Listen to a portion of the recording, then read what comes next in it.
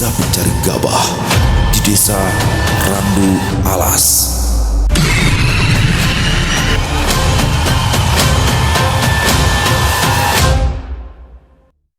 Assalamualaikum warahmatullahi wabarakatuh. Halo semuanya teman-teman, selamat malam. Selamat datang kembali di channel kesayangan kita, channel Ilo Bercerita, dan masih bersama saya Ilo dimanapun teman-teman berada.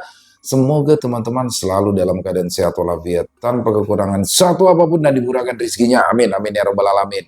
Dan pada kesempatan yang baik ini, saya akan membawakan satu kisah dari Alma. Dan di kisah kali ini akan menceritakan tentang seorang keluarga yang berprofesi menjadi tukang ngasak gabah. Apa sih ngasak gabah? Jadi yang disebut ngasak gabah, ini dalam masyarakat Jember, Jawa Timur khususnya ya, mungkin di beberapa daerah juga sama, yaitu tukang pungut gabah. Maksudnya tukang pungut gabah gimana sih?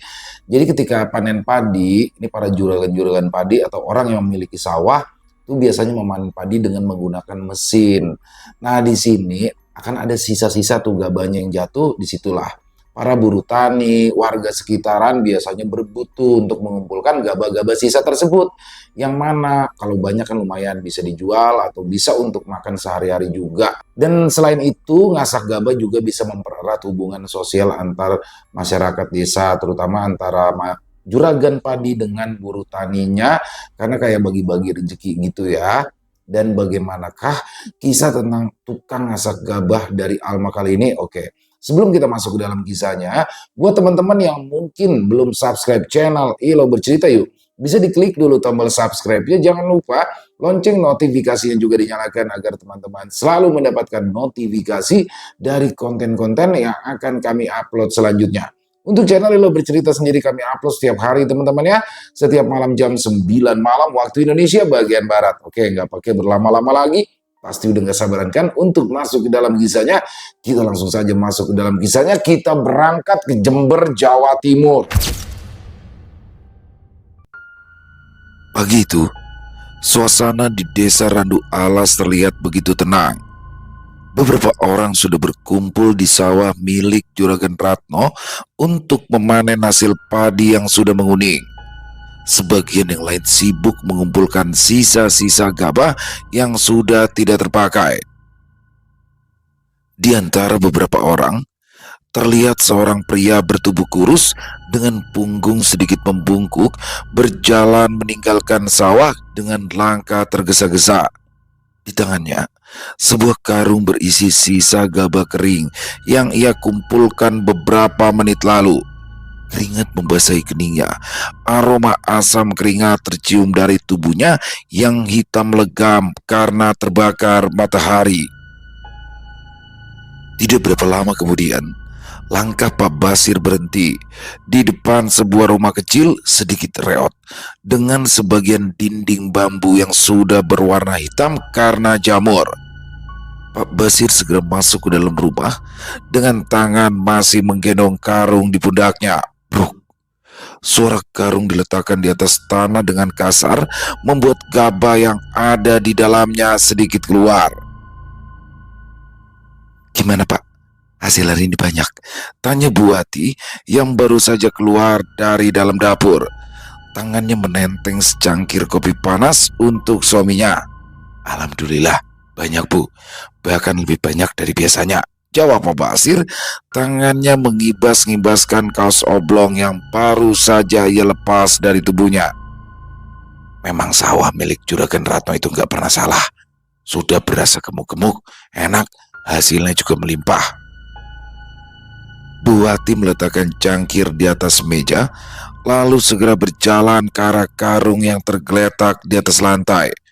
Ujung bibir tersungging sedikit melihat separuh gabah kering yang ada di dalam karung. Baginya, hasil yang didapatkan sang suami kali ini lebih dari cukup untuk memenuhi kebutuhan mereka. "Gak nyangka ya Pak, kalau hari ini kamu bisa dapat setengah gabah," ucap Bu Wati. Ia langsung menutup karung yang ada di hadapannya. "Yo, tapi aku harus berusaha keras, berebut dengan banyak orang buat dapetin gabah itu." Pak Basir terdiam beberapa saat. Ia kemudian berdiri dari tempat duduknya. "Aku mau mandi dulu. Kamu tolong siapin 3 kaleng gabah. Biar setelah mandi aku ke pasar. buat seleb gabah-gabah itu. Sisanya jangan lupa disimpan, buat persediaan kalau lagi musim paceklik. Lanjut Pak Basir yang langsung berjalan ke arah dapur. Pak Basir dan Bu Ati adalah sepasang suami istri yang tinggal di desa Randu Alas. Mereka adalah satu dari puluhan warga desa yang tidak mampu. Demi untuk memenuhi kebutuhan hidup mereka, Pak Basir bersama beberapa pria yang lain harus berebut mengumpulkan sisa-sisa gabah kering yang dipanen oleh para buruh tani di sawah milik para juragan kaya yang ada di desa itu. Setelah gabah terkumpul, Pak Basir langsung membawanya ke pasar untuk diselop menjadi beras. Sebagian ia jual kepada warung nasi yang ada di pasar untuk membeli lauk, sebagian lagi untuk simpanan di rumah. Lalu sisanya mereka simpan untuk tabungan saat musim paceklik tiba. Desa Randu Alas memang tergolong desa yang tanahnya subur. Letaknya yang jauh dari kota membuat udara di sekitaran desa terasa begitu dingin. Rumah-rumah masih berdiri berjauhan. Asap motor yang masih jarang menjadikan desa Randu Alas menjadi desa yang sangat asri. Jadi tidak heran jika setiap panen tiba, banyak para tengkulak dari kota dan pemerintah daerah mengambil pasokan beras dari para petani di desa itu. Wah, kabar ini banyak ya Pak, ucap Pak Tejo, pria tua pemilik kios seleb yang ada di pasar. Iya Pak, yang namanya juga orang miskin, jadi harus pinter-pinter cari gabah. Kalau enggak, yuk keluarga orang makan. Pak Basir terkekeh, ia duduk di kursi kayu yang ada di depan kios. Bener Pak, sebagai laki-laki, apapun harus kita lakukan demi keluarga asalkan halal, ya toh? Pak Tejo langsung meraih kantong plastik hitam berisi gabah kering milik Pak Basir. Suara mesin mengaung memecah keheningan siang di dalam pasar tradisional. Beberapa kios sudah terlihat tutup, hanya tersisa beberapa kios dan warung nasi.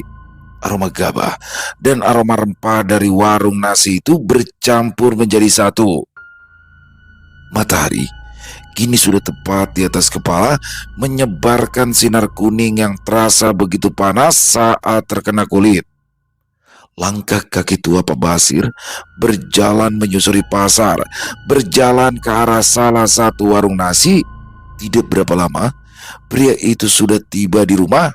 Di dalam rumah yang masih beralaskan tanah, terlihat Bu Ati sedang menjahit baju yang sobek di beberapa bagian.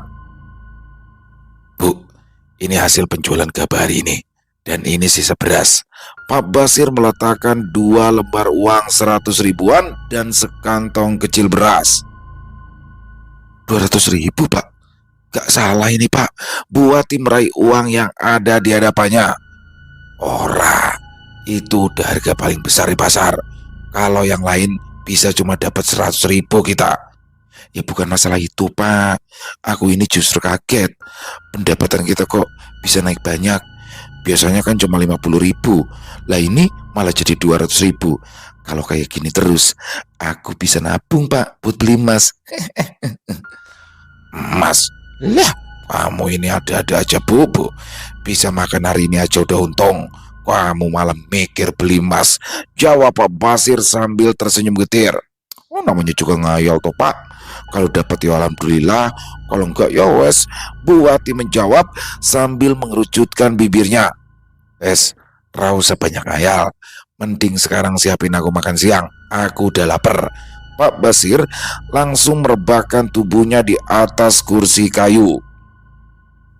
Tanpa menjawab, Bu Ati langsung berdiri dari tempat duduknya dan berjalan ke dapur sambil menenteng kantong plastik berisi beras dan uang hasil penjualan beras.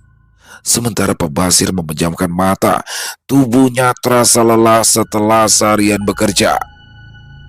Kerutan halus di wajah Pak Basir terlihat jelas saat kedua matanya terpejam. Usia Pak Basir memang berusia masih 40 tahunan, tapi tekanan hidup dan beberapa beban yang dipanggul di pundaknya membuat wajahnya terlihat lebih tua dari usianya. Bahkan tenaga yang seharusnya masih kuat seolah semakin berkurang karena kurangnya asupan gizi.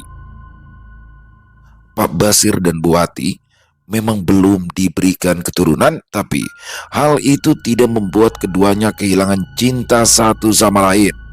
Bu Wati, wanita yang terlahir dalam keluarga mampu, masih mau mendampingi sang suami dalam kondisi apapun, bahkan di saat tersulit Pak Basir sekalipun.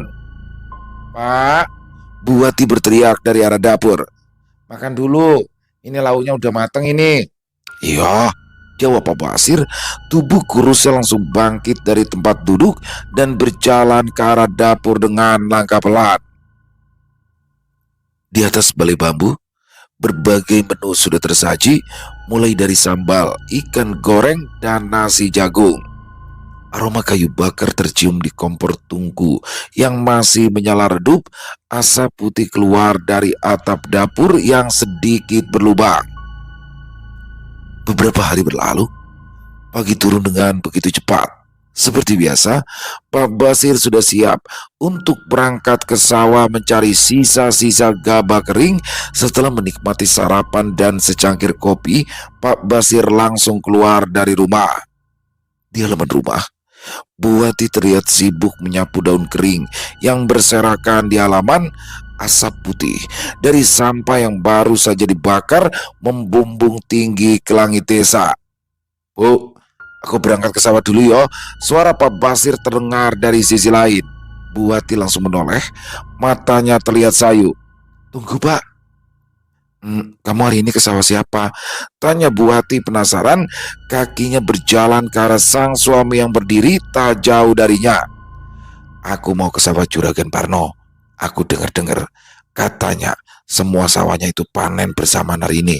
Jadi aku yakin kita bakal dapat banyak gabah dari sana." "Waduh, bagus dong kalau gitu, Pak. Jadi kan aku bisa cepat punya uang dan bisa beli emas deh," jawab Bu Wati sambil tersenyum bahagia. "Kamu ini emas terus yang dipikirin," omel Pak Basir.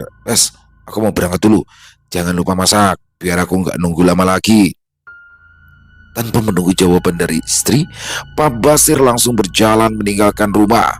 Langkahnya pelan, tangannya menggenggam karung kosong yang akan ia gunakan untuk menyimpan gabahnya. "Sir, oh jam segini udah berangkat ke sawah." Seorang pria berperawakan kurus menyapa Pak Basir. "Iya kalau nggak berangkat pagi-pagi ya bisa keduluan kamu dong." Jawab Pak Basir sambil terkekeh. Ya, Pak Basir dan Pak Suroso adalah sahabat dekat sejak mereka masih sama-sama duduk di bangku sekolah dasar. Pagi itu, sebelum berangkat ke sawah, Pak Basir menyempatkan diri untuk duduk di sebuah warung kecil bersama Pak Suroso untuk sekedar menikmati secangkir kopi hitam dan gorengan hangat. "Aku dengar-dengar selama ini kamu itu dapat hasil lebih banyak dari biasanya, Yosir?" tanya Pak Suroso tiba-tiba. Pak Basir tidak menjawab. Ia meraih cangkir yang ada di hadapannya, lalu meneguk kopi itu sedikit. "Yo pasti, makanya kalau berangkat ke sawah itu lebih pagi daripada yang lain, biar kita bisa dapat hasil melimpah." Pak Basir tersenyum kecil. "Wes Laso, aku mau berangkat dulu, soalnya istriku mau minta dibelikan emas." Pak Basir segera membayar kopi pesanannya dan langsung keluar dari warung kecil yang sebagian dindingnya masih terbuat dari bambu. Sir, kita ini cuma orang miskin. Jangan ngimpi terlalu tinggi, apalagi untuk beli emas," teriak Pak Suroso sambil tertawa penuh ejekan. Sore turun begitu cepat. Para petani perlahan mulai meninggalkan sawah garapan mereka. Pak Basir berjalan pulang ke rumah, tangannya menggendong karung berisi gabah di pundak. Hari ini, hasil yang didapatkan Pak Basir jauh lebih banyak dari biasanya, bahkan hampir membuat karungnya penuh. "Bu, Bu, Pak Basir masuk ke dalam kamar sambil berteriak. Bu Ati, yang saat itu sedang menyiapkan makan malam di dapur, segera berlari keluar ke ruang tamu. Senyumannya berkah saat melihat karung yang dibawa suaminya hampir penuh dengan gabah. Pak, ini hasil kamu nyari gabah hari ini? Tanya Bu Ati sambil tersenyum. Iya Bu, hari ini gak banyak orang gasak, jadi kita bisa dapat hasil lebih banyak dari biasanya. Ya wes Pak, sekarang kamu mandi, aku siapin makan malam ya. Hari-hari berlalu, kehidupan Pebasir semakin hari semakin berubah. Bahkan mereka kini bisa membuka warung kelontong di halaman rumah. Tidak hanya itu, beberapa barang mewah seperti televisi, lemari es, dan mesin cuci sudah tertata di dalam rumah mereka. Buati kini juga seperti toko emas berjalan, berbagai model dan ukuran melingkar di tubuhnya. Lihat-lihat tuh, keluarga Pak Basir sekarang udah sukses. Seorang wanita yang saat itu ada di warung sayur menoleh ke arah rumah Pak Basir. Iya yo, tapi aneh. Ah, aku rasa sama dia pasti pakai cara yang gak bener itu. Jawab wanita yang lain. Loh, maksudmu apa? Jangan bilang ya kalau dia itu pakai pesugihan. Ih, apalagi kalau bukan itu. Coba lihat. Masa iya ngasak beberapa bulan udah bisa kayak gitu? Suamiku ngasak sampai punggungnya patah juga gak bakalan kaya. Suasana warung mendadak hening. Angin pagi bertiup kencang, sesekali menggerakkan rambut wanita yang ada di warung sayur. Kesuksesan Pak Basir yang tiba-tiba memang membuat warga heran. Pasalnya, selama ini Pak Basir hanyalah seorang tukang ngasak. Dalam bahasa Jember, Jawa Timur, ngasak berarti tukang pungut sisa-sisa padi dan jagung. 1 minggu berlalu, udara desa malam ini terasa begitu dingin. Angin bertiup kencang sesekali. Gemuruh petir dan kilat terdengar saling bersautan. Di dalam rumah Pak Basir, lampu ruang tengah masih menyala redup.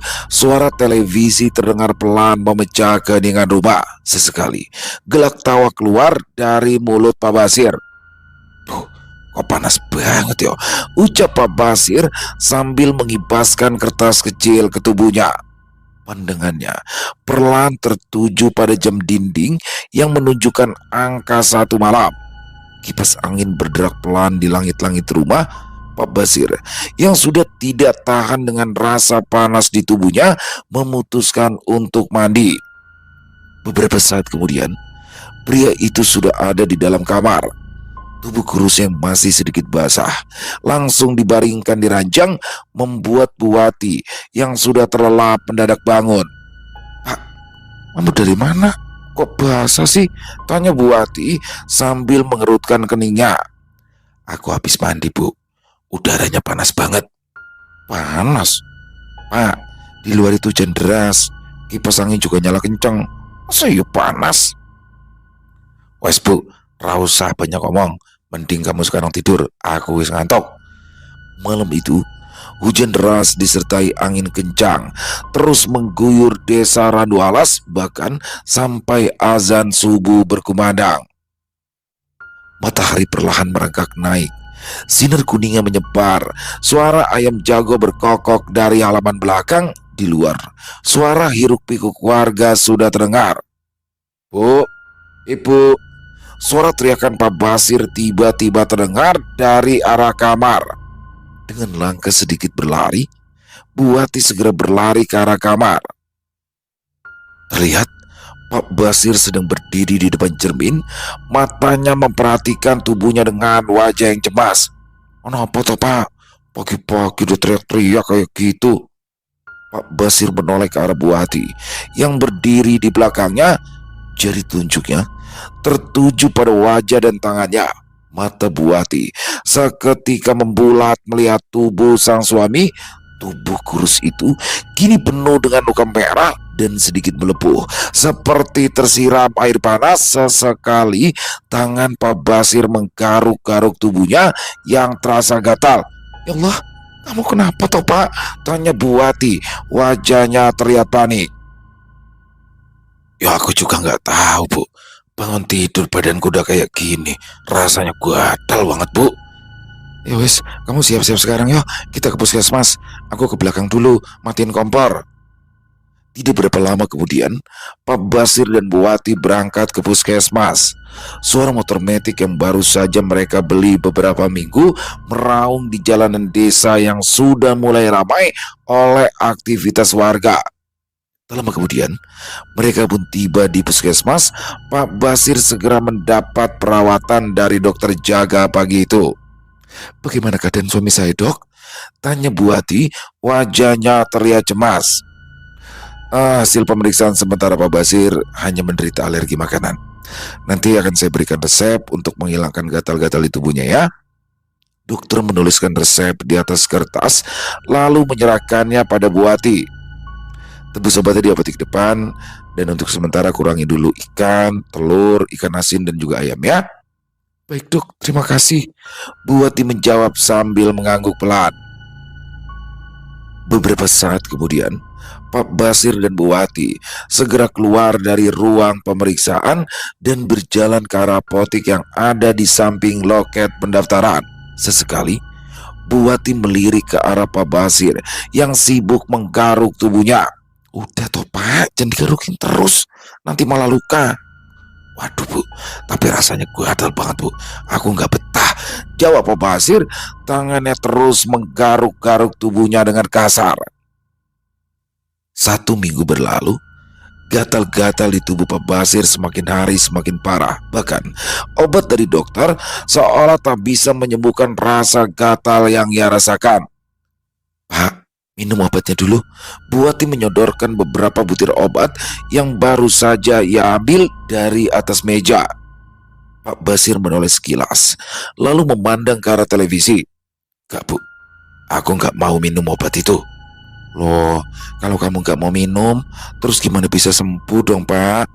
Pak Basir tidak menjawab, matanya terus menatap kosong ke arah televisi yang ada di hadapannya. Pak Basir tidak memperdulikan keberadaan Bu Wati yang duduk di sampingnya. Ayo toh Pak, kamu harus minum obat. Kalau kamu gak sembuh-sembuh, siapa nanti yang cari makan buat keluarga kita? Kan udah seminggu ini kamu gak ngasak. Tangan Pak Basir dengan gerakan refleks langsung membuang butiran obat yang ada di tangan Bu Wati. Kamu kan lihat sendiri Bu, sudah 1 minggu aku minum obat itu. Tapi lihat, jangankan sembuh, badanku makin gatal. Bahkan sekarang penuh dengan luka yang sudah busuk. Ya namanya juga alergi toh Pak, jadi harus sabar. Makanya kalau makan hati-hati ya. Bu Wati mengusap pundak suaminya pelan. Pak Basir menoleh ke arah Bu Wati. Alergi? Alergi apa? Gak sembuh-sembuh. Bahkan sampai membuat tubuhku busuk kayak gini. Bu Wati tidak menjawab.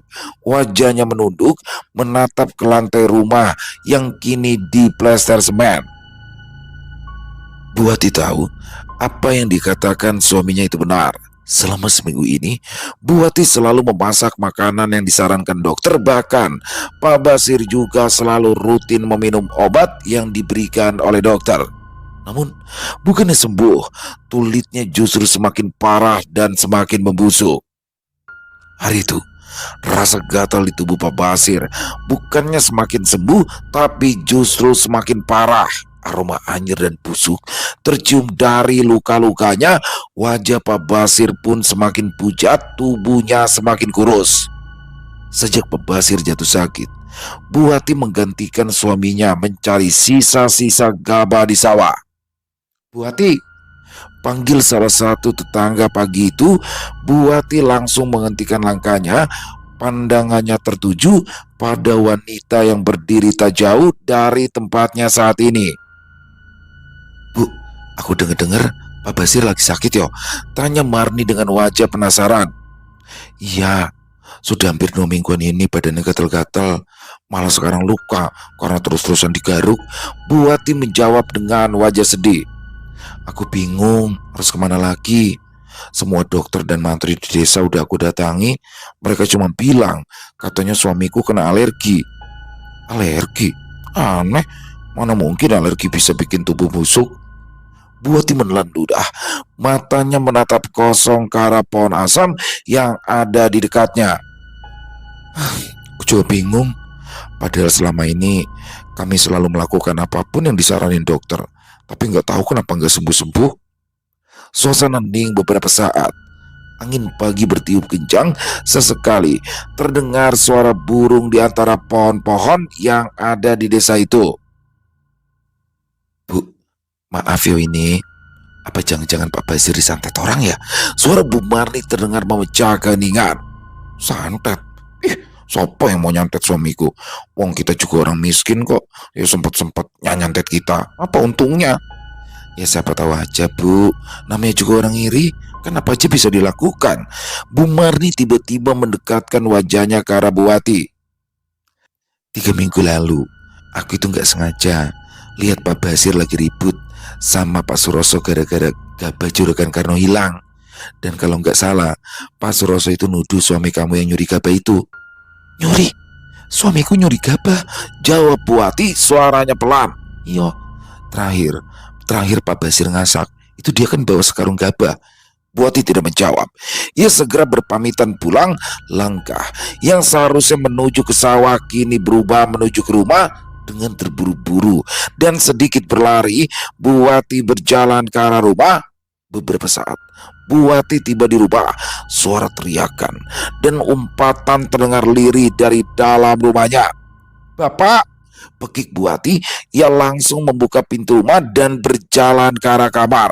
Di dalam kamar terlihat Pak Basir duduk di lantai, tangannya terus menggaruk-garuk seluruh tubuhnya dengan kasar. Jancok, kenapa rasanya makin gatal ini? Pak Basir berteriak dengan kencang. Luka akibat garukan kukunya meneteskan darah. Ya Allah Pak, kamu kenapa Pak? Tanya Buati yang langsung berlari ke arah suaminya. Tangannya segera memeluk tubuh Pak Basir. Gatal Bu, gatal. Badanku gatal banget, jawab Pak Basir sambil terus menggaruk-garuk tubuhnya yang semakin gatal. Buati terisak. Ia masih memeluk tubuh suaminya dengan erat. Udah dong Pak, jangan diteruskan. Kita berobat yo. Kita ke Ki Gondrong. Mau ya Pak? Aku gak mau kemana-mana Bu. Aku malu keluar dalam kondisi seperti ini. Isak tangis terdengar memenuhi seluruh ruangan. Udara dingin pagi itu masuk ke dalam kamar melalui jendela kamar yang terbuka lebar. Aroma anyir dan busuk tercium begitu pekat di dalam kamar itu. Semakin hari, kondisi Pak Basir semakin mengkhawatirkan. Tubuhnya semakin kurus, wajahnya semakin memucat, bahkan luka-luka yang ada di tubuhnya semakin lama semakin membusuk. Begitu, beberapa warga datang untuk menjenguk Pak Basir. Wajah mereka terlihat prihatin saat melihat kondisi Pak Basir yang semakin parah. Bisik-bisik terdengar keluar dari mulut para tetangga. Alergi apa ya yang bisa buat tubuh membusuk seperti itu? Iya, aku baru kali ini loh lihat alergi bisa kayak gitu, jawab pemuda yang lain. Kayaknya bukan alergi, tapi santet, bisik pemuda yang lain. Kalian ini bisa diam gak? Sudah tahu orang sakit bukannya didoakan, malah bicara yang tidak-tidak, bentak seorang pria parubaya yang berdiri di samping ketiga pemuda itu. Suasana di dalam rumah itu mendadak hening. Tak ada satupun orang yang berani menjawab. Beberapa saat kemudian, satu persatu warga perlahan mulai meninggalkan rumah Pak Basir. Bisik-bisik akan keanehan pada penyakit Pak Basir telah menjadi pembicaraan hangat di kalangan warga. Pak, kok saat bapak-bapak kesini aku nggak lihat Pak Suroso ya? Tanya Buati sambil menyuapi suaminya. Pak Basir mengunyah makanan yang ada di dalam mulutnya dengan perlahan. Gak tahu Bu, mungkin dia lagi sibuk atau banyak urusan. Oh iya Pak, beberapa hari yang lalu aku dengar dari Bu Marni kalau kamu sama Pak Suroso sempat berantem ya masalah gabah. Ya, tapi udah lama. Kami juga udah ngobrol lagi kok. Pak Basir memberi isyarat agar istrinya berhenti menyuapkan makanan. Memangnya kenapa kamu nanya gitu? Gak apa-apa sih Pak, cuma semua warga desa itu ngerasa aneh sama penyakitmu. Mereka itu mikir kalau penyakitmu itu adalah penyakit kiriman dan yang ngirim. Di sini Buati menghentikan ucapannya. Ia seolah ragu dengan kata-kata yang akan ia lontarkan. Kamu nuduh Suroso yang ngirim? Yo, Buati tidak menjawab. Ia hanya mengangguk pelan. Gak mungkin. Aku tahu Bu siapa Suroso. Dia itu orang baik, taat ibadah. Moso iya, dia tega nyakitin sahabatnya sendiri. Buati meletakkan piring yang ada di tangannya, lalu mengelap bibir suaminya dengan tisu. Ya siapa tahu Pak, namanya juga dendam, kan bisa membutakan segalanya. Pak Basir tidak menjawab. Perlahan, ia berbaring di atas ranjang, matanya menatap ke langit-langit rumah dengan pandangan kosong. Kata-kata istrinya seolah masih berputar di dalam pikirannya. Selama ini, Suroso adalah sahabat yang baik. Ia bahkan tidak pernah menyakiti siapapun, apalagi Pak Basir yang merupakan sahabat dekat. Akan tetapi, tuduhan yang diberikan Buati dan warga desa ada benarnya. Dendam memang bisa menyakiti siapa saja, termasuk sahabat karib. Malam itu, awan gelap menggantung di langit desa. Di dalam rumah Pak Basir sudah terasa begitu sunyi. Lampu-lampu ruang tengah sudah padam sebagian. Di dalam kamar, Pak Basir duduk di ranjang. Nafasnya tersengal, keringat membasahi kening. Mimpi yang baru saja ia alami terasa begitu nyata. Bahkan Pak Basir bisa merasakan dinginnya air danau yang membasahi tubuhnya. Bu, semalam aku mimpi serem banget, ucap Pak Basir kepada Buati keesokan paginya. Mimpi apa Pak? Tanya Buati penasaran. Sambil berusaha mengingat-ingat, Pak Basir mulai menceritakan mimpi yang ia alami semalam. Di dalam mimpinya, Pak Basir diseret oleh dua orang pria memakai jubah hitam. Wajah mereka tidak terlihat sama sekali, bahkan di bawah sinar bulan sekalipun. Dengan kasar, kedua pria itu langsung mendorong tubuh Pak Basir ke dalam danau beberapa kali. Mereka menenggelamkan kepala Pak Basir hingga membuatnya kesulitan bernafas. Apa jangan-jangan itu santet dari Pak Suroso ya? Buati memotong ucapan suaminya. Aku nggak tahu Bu. Cuma yang aku ingat, salah satu dari mereka mengatakan jika ini adalah balasan atas perbuatanku selama ini. Pak Basir terdiam beberapa saat. Bu, apa jangan-jangan semua ini ada hubungannya dengan apa yang selama ini kita kerjakan, yo? Maksudmu tentang gabah-gabah itu, Pak? Buati menjawab lirih, sementara Pak Basir hanya mengangguk pelan. Sesaat, ingatan mereka tertuju pada kejadian beberapa tahun yang lalu saat mereka masih mulai baru menjalani kehidupan sebagai tukang masak. Ya, selama ini Pak Basir dan Buati selain menjadi tukang masak, mereka diam-diam juga mencuri padi-padi milik para juragan. Di saat yang lain sedang sibuk mengumpulkan sisa-sisa padi, Pak Basir menjalankan aksinya. Jadi tidak heran jika Pak Basir selalu mendapatkan padi jauh lebih banyak dibandingkan yang lain. Jadi kamu pikir sakit ini karena azab? Tanya Buati penasaran.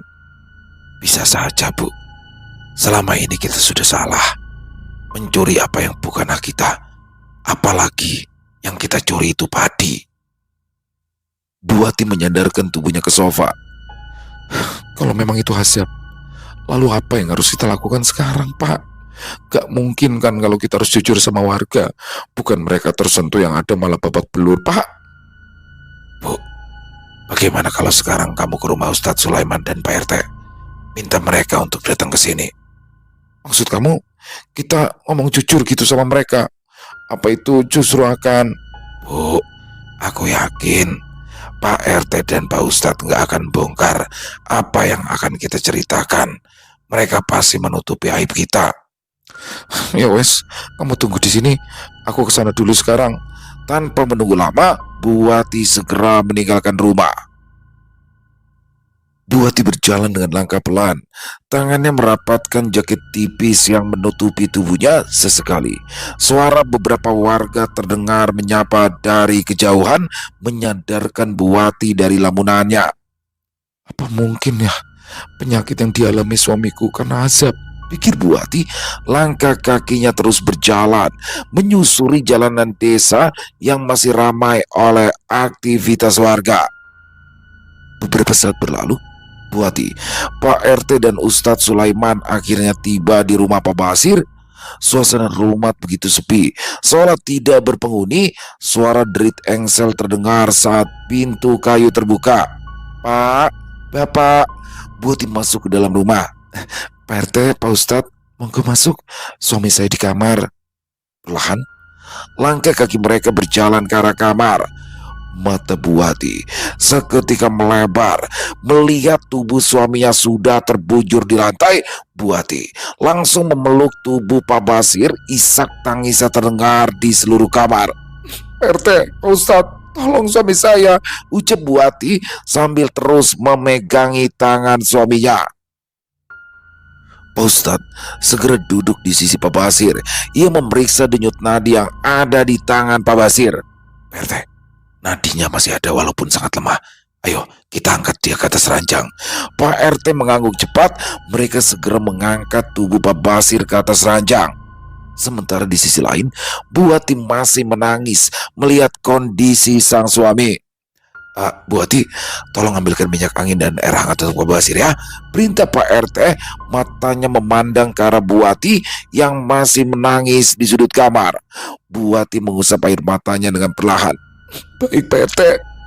Bu Ati segera keluar dari dalam kamar dan langsung berjalan ke arah dapur. Sementara Pak RT dan Pak Ustadz masih berada di kamar menjaga Pak Basir yang masih belum sadarkan diri. Tidak berapa lama, Bu Ati kembali ke kamar dengan membawa segelas air hangat dan juga minyak angin. Ini Pak RT. Terima kasih Bu. Pak RT langsung menerima minyak dan air hangat dari tangan Bu Ati. Dengan segera, Pak RT meletakkan minyak tepat di lubang hidung Pak Basir.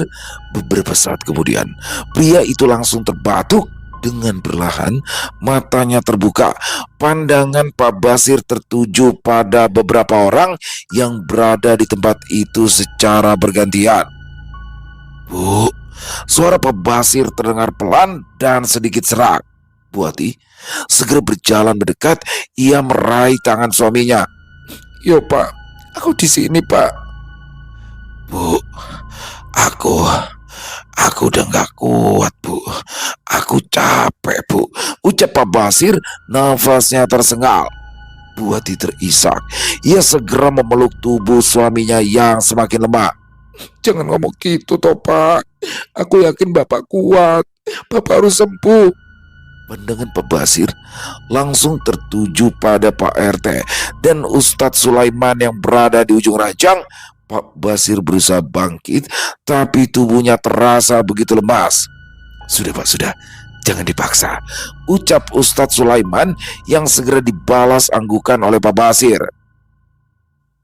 Di hadapan Pak RT dan Ustadz Sulaiman, Pak Basir mulai mengakui kesalahannya selama ini. Pak Basir mengaku jika selama ini sebagian dari gabah yang ia dapatkan adalah hasil dari mencuri. Pak Basir sengaja melakukan hal itu demi bisa memenuhi keinginan hati sang istri agar bisa mendapat kehidupan yang lebih baik dan terbebas dari hinaan para warga. Astagfirullahaladzim, ucap Ustadz Sulaiman dan Pak RT terdengar pelan. Pak Basir, selama ini Bapak tahu kan apa yang terjadi di desa kita ini karena tindakan Bapak? Tanya Pak RT. Iya Pak, semua warga jadi saling menuduh, jawab Pak Basir lemah. Ia memejamkan matanya beberapa saat seolah menahan sakit yang ia rasakan. Saya menyesal Pak. Maka dari itu saya meminta Pak RT dan Ustadz Sulaiman datang ke rumah saya agar mau membantu kami. Jadi apa yang bisa kami bantu Pak? Tanya Ustadz Sulaiman. Pak Basir dengan sisa-sisa tenaganya meminta mereka untuk menjual semua perabotan dan juga motor serta perhiasan istrinya. karena barang-barang itu dia beli, ia hasilkan dari mencuri gabah milik juragan padi di sawah. Pak Basir juga meminta kepada mereka untuk menyalurkan uang itu ke donasi masjid dan juga warga desa. Pak Basir, apa Bapak yakin ingin menjual semua barang-barang ini? Tanya Ustadz Sulaiman tiba-tiba. Buati mendekat. Ia menggenggam tangan suaminya dengan erat. Iya Pak, apa kamu yakin mau menjual semuanya? Kamu tahu kan, ini kan juga hasil kerja kerasmu. Dan aku juga pingin punya emas dari dulu. Bu, Bapak tahu semua itu berat. Tapi hanya ini yang bisa kita lakukan untuk menebus semuanya. Pak Basir menatap istrinya, senyuman kecil terlihat di wajahnya. Bu, kamu harus janji sama aku. Kalau aku meninggal nanti, jangan lupa jual semua barang-barang itu. Jangan sampai semua barang-barang itu justru menyiksamu, Bu. Buati semakin terisak. Ia memeluk tubuh suaminya. Jangan bicara kayak gitu dong, Pak. Aku yakin kamu pasti sembuh. Kita akan bisa melewati semuanya sama-sama. Tangan Pak Basir mengusap rambut istrinya dengan lembut. Kedua matanya terpejam, menahan sakit dan juga gatal yang ada di tubuhnya. Jantungnya berdegup kencang, lalu perlahan melemah dalam sekejap. Tubuh Pak Basir terkulai lemas, matanya terpejam, detak jantungnya mendadak berhenti dalam sekejap. Bapak, jangan tinggalin aku, Pak. Suara teriakan Bu Wati terdengar menggema di seluruh penjuru rumah. Innalillahi wa inna ilahi rojiun, ucap Pak RT dan Ustadz Sulaiman bersamaan. Pak RT, tolong umumkan kepergian Pak Basir di musola desa, perintah Ustadz Sulaiman. Awan mendung perlahan menutup langit di desa Randu Alas. Angin bertiup kencang, membawa udara dingin dari persawahan. Semua seolah ikut berduka atas kepergian Pak Basir. Seminggu kemudian, sejak kepergian Pak Basir, sore itu, di ruang tamu, Ustadz Sulaiman dan Pak RT duduk di sofa. Sementara Buati duduk di hadapan mereka dengan wajah menunduk. Pak RT meletakkan sejumlah uang hasil dari penjualan barang-barang Pak Basir. Hasilnya 5 juta rupiah, Bu. Wajah Buati masih menunduk. Ia seolah enggan menoleh ke arah uang yang ada di hadapannya. Bawa saja uang itu, Pak RT. Saya nggak butuh. Saya hanya butuh suami saya. Kami memang salah, tapi saya nggak nyangka kalau suami saya akan pergi begitu cepat. Maaf, Buati. Suara Ustadz Sulaiman terdengar. Hidup, mati seseorang, tidak ada yang tahu. Dan kini, yang bisa kita lakukan hanya berdoa dan berusaha merubah semuanya menjadi lebih baik. Ya Pak Ustadz, saya sudah berjanji pada diri dan juga almarhum suami saya akan berubah, meninggalkan perbuatan jahat yang pernah kita lakukan dulu. Angin dari luar rumah berembus kencang, masuk melalui pintu yang terbuka lebar. Sesekali, rambut Buati bergoyang pelan saat angin meniupnya.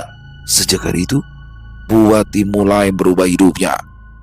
Di beberapa kesempatan, Buati terlihat hadir di acara pengajian yang diadakan oleh desa.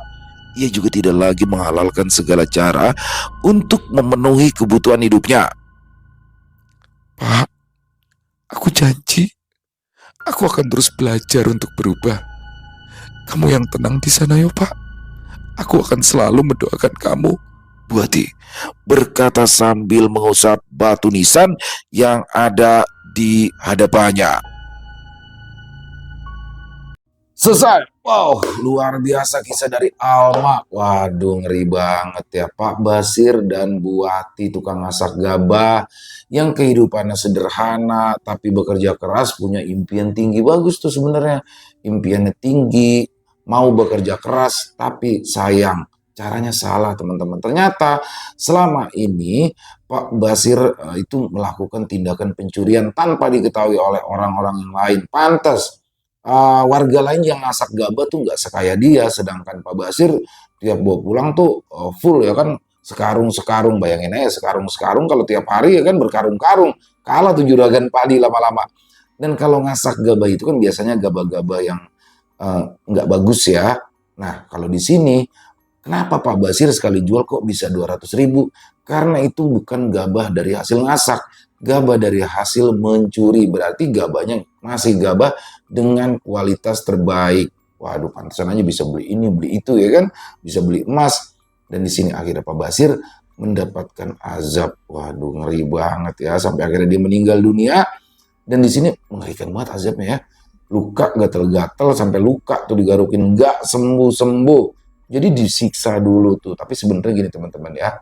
Kalau memang Pak Basir ikhlas dan dia juga menyadari kesalahannya, taubatan nasuha, selama sakitnya itu adalah pengguguran dosanya. Insya Allah ya. Jadi selama dia sadar akan kesalahannya dan menerima itu dengan ikhlas, insya Allah itu menjadi penggugur dosanya. Tapi kalau di sini kan enggak, dia sadar sama kesalahannya, tapi dia belum tobat dan ya marah-marah, nggak ikhlas ketika menghadapi rasa sakit, rasa gatal itu, ya itu benar-benar menjadi azab. Bahkan sempat mencurigai atau menuduh sahabat karibnya yaitu Pak Suroso, yang mana sempat berantem nih gara-gara dia kayak kegep gitu ya, ketahuan ketika mencuri gabah. Di situ sempat terbersit, jangan-jangan disantet nih karena penyakitnya aneh, tapi ternyata tidak teman-teman. Di sini adalah pure sakit yang dikirimkan langsung oleh Tuhan untuk Pak Basir dan sampai akhir hayatnya. Waduh, tapi di sini alhamdulillahnya Bu Ati akhirnya sadar, tobat. Semua harta-harta bendanya yang dari hasil mencuri dijual dan disumbangkan ke masjid desa. Luar biasa. Mari kita ambil hikmah yang baiknya saja dan kita buang yang buruk-buruknya. By the way, bicara masalah ngasak gabah, saya juga baru tahu nih ada profesi seperti ini dan literasi seperti ini penting nih buat teman-teman karena ini bagian dari tradisi masyarakat desa khususnya di daerah Jawa. Dan Alma, terima kasih atas kisahnya yang luar biasa. Ditunggu lagi untuk kisah-kisah selanjutnya. Dan semoga kisah barusan bisa menghibur teman-teman semua ya.